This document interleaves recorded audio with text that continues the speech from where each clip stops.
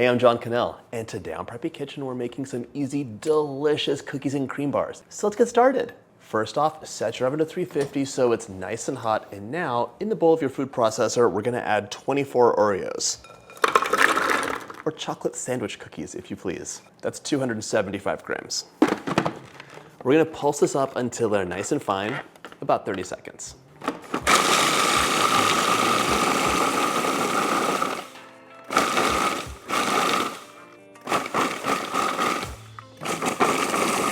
My Oreos are all chopped up, so it's time to add 5 tablespoons or 70 grams of unsalted melted butter.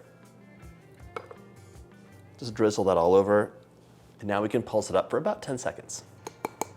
I'm so excited to be sharing this recipe for my new book, Everyday Baking, filled with nothing but delicious desserts that are super easy to make. From cookies to cakes, cupcakes, quick breads, it's all in here. And I cannot tell you how important pre-orders are.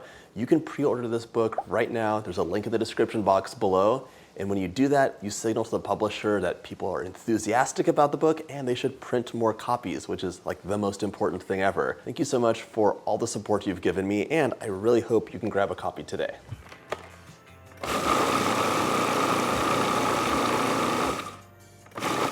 Okay. Once this is all mixed up, you'll have a mixture that's nice and cohesive, like very wet sand. My food processor is done. It's time to grab a 9 by 9 inch baking dish, and we're gonna line it with paper.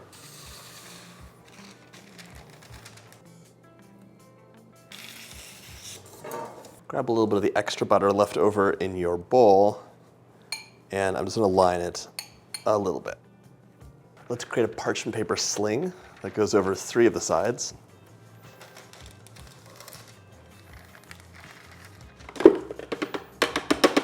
Now we can transfer the Oreo base right into our baking pan.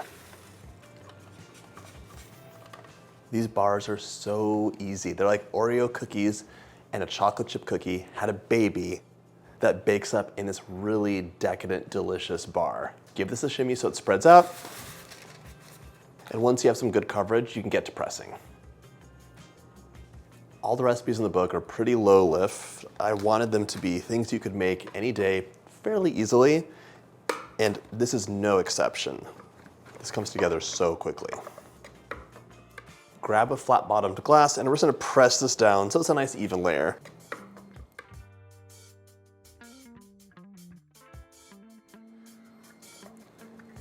We're not adding a liquid topping onto this like lemon bars, so it doesn't matter if there's a hole here or there or it's not perfect, it'll bake up just fine. We're gonna transfer this to the freezer for at least 20 minutes while we make our filling. 1 3/4 cups or 210 grams of all-purpose flour to start off with. To pop things up, 3/4 of a teaspoon of baking powder. And by the way, I have to thank everybody who's been so supportive of the channel and the books. This is really a dream come true. I cannot believe I have 3 cookbooks now. And this one I'm so excited about because, as you know, desserts are very close to my heart. And when I was on the book tour, so many kind people, I was overwhelmed. But the request was, will you be making a book that's just desserts? And it's something I always wanted to do. And I'm very excited that this is coming out. There's so many delicious recipes in here. A lot of them are really fun. They're visually appealing. They're always gonna be tasty, but they're also easy. I also want 1/4 teaspoon of baking soda. And for some nice contrast, 3/4 of a teaspoon of salt. Give it a whisk. Mix it up so it's nice and combined. Now we can set this aside and get to our butter and sugar situation. Into the bowl of my stand mixer fitted with a paddle attachment, I'm gonna add 1/2 cup or 113 grams of unsalted room temperature butter. You can see it's nice and soft. And to make things a little bit more interesting and add some creaminess and tang, 4 ounces or 1/2 brick of cream cheese that has also been nice and softened. So it's room temperature, really pliable. That's 113 grams. To sweeten and soften, I want 220 grams or 1 packed cup of light brown sugar. Brown sugar is so delicious. You might wonder, why is it that we don't use it all the time? Well, If you're making a cookie, you usually have to use a combination of white sugar, or granulated, and brown sugar. Brown sugar will cause the cookie to spread too much because of the moisture from the molasses. But because this is a bar, we don't have to worry about that. We're gonna beat this on medium speed for about 3 minutes until it's light and fluffy.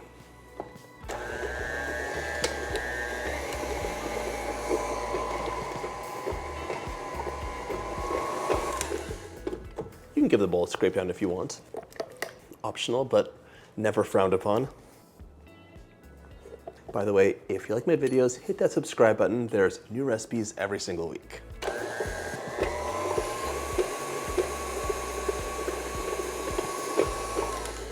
That's looking nice and luscious, so it's time to add 1 egg, cracking it into a bowl just so I can check for shells. This bowl had cream cheese in it because I don't want to do more dishes.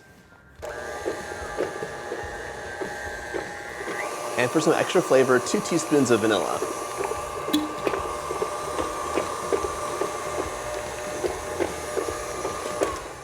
Time to scrape the bowl down. Whenever you add eggs in, it's a lot of very loose liquid, so it just tends to form a puddle on top while there's a little bit of compacted butter and sugar at the bottom of your bowl. With the mixer running on low, I'm gonna add the flour in 3 additions. 1, 2, and 3. This is looking nice. It's mostly mixed in with big streaks of flour left over. That's where I want it. Into this mixture, we're gonna add 12 Oreos, but we need to chop them up just a little bit. So quarters is perfect. Honestly, thirds works fine as well. The cookies go right into the mixture, along with a 1/4 cup of semi-sweet chocolate chips, 45 grams, and a 1/4 cup of white chocolate chips, 45 grams. Mix this on low until it is just coming together. Perfect. I'm gonna scrape the bowl down and just give it one final mix with my spatula. I wanna be gentle so that the cookies stay in really big pieces instead of getting crumbled up. Just scrape the bowl down and give it a final fold. Transfer this into your crust. And now you can use an offset or a spatula just to get a nice even layer.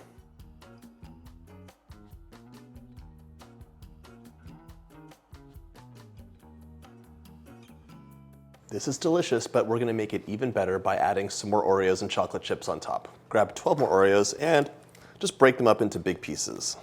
You can sprinkle those over as desired. These will melt in just a little bit, but you'll still get some nice contrast on top.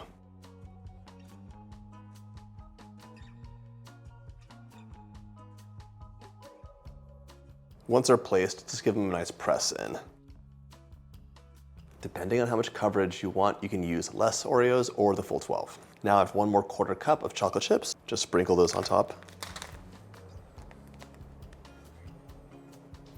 Okay, my cookies and cream bars from my new book, which is available for pre-order, are ready to go into the oven. 350 for 30 to 35 minutes. A skewer inserted in the center will come out mostly clean with a few crumbs. In you go. Give it a slice, and just like that, it's ready to enjoy.